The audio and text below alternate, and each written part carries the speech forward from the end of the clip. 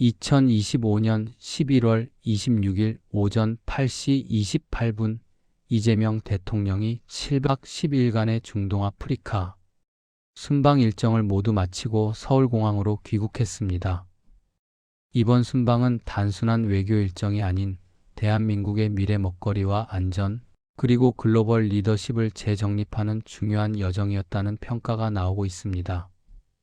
대통령 전용기가 활주로에 착륙하는 순간 공항 주변에는 이른 아침에도 불구하고 취재진과 수행 인사들이 대거 모여 대통령의 귀국을 맞이했습니다. 이재명 대통령은 비행기에서 내리며 짧게 국민께 인사했고 바로 귀국 브리핑을 통해 이번 순방의 핵심 성과들을 차분하게 설명했습니다. 첫 번째 방문지는 아랍에미리트 UAE였습니다. 이곳에서는 우리나라에게 매우 중요한 경제 협력 성과가 나왔습니다. 무려 350억 달러, 우리 돈으로 약 49조 원에 달하는 대규모 투자 협정이 체결된 것입니다. 특히 이번 협력은 단순한 금융 투자나 건설 프로젝트에 그치지 않고 한국의 차세대 성장 동력인 인공지능 데이터 센터, 그리고 전 세계적으로 수요가 폭증하고 있는 방산 분야에 대한 대규모 투자가 포함되어 있다는 점에서 그 의미가 더욱 깊습니다. UAE 정부는 한국의 인공지능 기술과 데이터 처리 역량을 높게 평가하면서 향후 글로벌 AI 허브 구축에 한국을 핵심 파트너로 삼겠다는 의지를 분명히 했습니다. 방산 분야에서도 눈에 띄는 진전이 이루어졌습니다. 한국의 국산 무기 체계는 이미 세계 여러 나라에서 기술력과 신뢰성을 인정받고 있습니다. 이번 UAE 협력을 통해 K-방산의 영향력은 중동 거점으로 더욱 확대될 것으로 전망됩니다. 한국형 미사일 방어체계, 탄약 생산 협력, 전투용 장비 현대화 프로젝트 등이 논의됐고 일부는 양국 간 실무 협의로 즉시 전환되었다고 알려졌습니다. 전문가들은 이번 투자 협력이 10년 이상 장기적으로 이어질 가능성이 크다고 분석하고 있습니다. 두 번째 방문국은 이집트였습니다. 이집트는 아프리카 중동을 잇는 전략적 요충지로 최근 경제 안보 군사 분야에서 한국과의 협력을 강화하고 있는 국가입니다. 이재명 대통령은 카이로에서 열린 정상회담에서 K-9 자주포 공동생산 확대에 합의했습니다. 이는 단순한 무기 판매가 아니라 양국이 함께 생산 공장을 운영하고 기술을 공유하는 형태이기 때문에 훨씬 높은 수준의 신뢰를 의미합니다. 이집트는 이미 K-9의 전투력과 안정성을 입증한 무기라는 점을 강조하며 중동과 아프리카 시장에서 공동 수출까지 염두에 두고 있다는 의사를 밝혔습니다. 또한 이 대통령은 이집트 방문 중 한국의 새로운 중동 외교 전략인 SHINE 이니셔티브를 공식 발표했습니다. SHINE은 중동 지역의 지속 가능한 발전, 수자원 협력, 기후 위기 대응, 교육보건 디지털 전환 지원까지 포함한 광범위한 협력 구상입니다. 한국이 중동 지역에서 단순한 에너지 수입 국가가 아니라 미래를 함께 설계하는 동반자로서 자리매김하겠다는 의지를 담고 있습니다.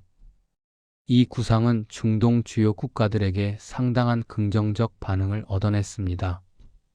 세 번째 방문지는 남아프리카 공화국이었습니다. 이곳에서는 제20차 G20 정상회의가 열렸으며 이재명 대통령은 대한민국 대표로 참석해 글로벌 경제안보 기후 위기 대응 등 주요 의제에 대해 발언했습니다.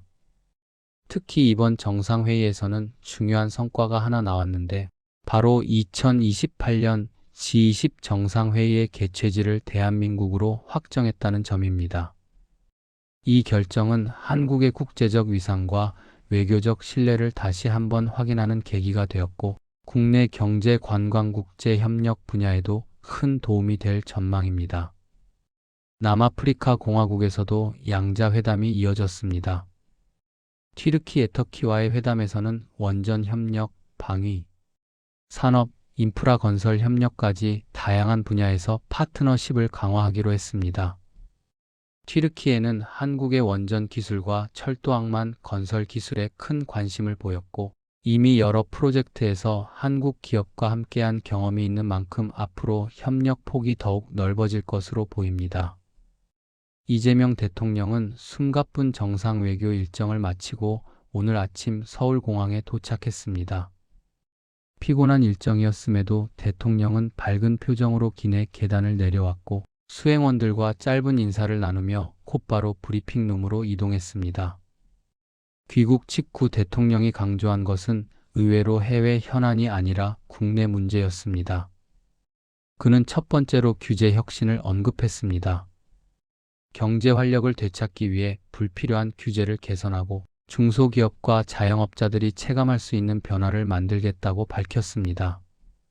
두 번째는 물가 안정이었습니다. 최근 생활물가 상승으로 시니어 세대와 서민층의 부담이 커진 만큼 정부가 적극적으로 물가 관리와 공급 안정 대책을 펼치겠다고 약속했습니다. 가장 주목받은 부분은 검찰 사법 개혁 관련 발언이었습니다. 이재명 대통령은 귀국 직후 검찰의 재판 방해 의혹에 대해 감찰과 수사 지시를 즉각 내렸습니다. 이는 최근 사법기관 내부의 기강 문제와 재판 개입 논란을 바로잡겠다는 강한 의지로 해석되고 있습니다. 대통령은 법치주의는 선택이 아니라 기본이며 국민의 신뢰를 잃는 순간 국가는 흔들린다고 강조했습니다. 오늘 오전 서울공항에서의 메시지는 외교 성과의 자부심과 함께 국내 현안에 대한 냉철한 판단과 개선 의지가 담겨 있었습니다. 해외에서 수십조 원대의 투자와 외교적 성과를 거둬 돌아왔지만 대통령은 마지막까지 국민의 삶과 안전이 최우선이라고 강조했습니다. 시니어 세대가 가장 불안해하는 물가, 복지, 사법, 신뢰 문제를 핵심 과제로 언급한 것은 향후 정책 방향을 가늠할 중요한 대목입니다. 이번 7박 10일의 순방은 대한민국의 국익을 중심에 둔 실리외교의 대표적인 모델로 평가받고 있습니다. 에너지, 방산, 원전, AI, 데이터 센터 등 미래 산업 협력은 앞으로 수십 년간 우리 경제의 안정성을 높여줄 핵심 기반이 될 것입니다. 동시에 G20 개최국 확정은 한국이 이제 단순한 참여, 국가를 넘어 국제사회의 중추적 역할을 담당하는 나라로 올라섰다는 것을 의미합니다. 마지막으로 대통령이 귀국 후 곧바로 국내 현안에 집중하겠다고 밝힌 만큼 앞으로 경제 안정 대책, 검찰 개혁, 작업, 공공기관 개혁 등이 속도를 낼 것으로 보입니다. 국민들이 체감할 수 있는 변화가 이어질지 관심이 모아지고 있습니다.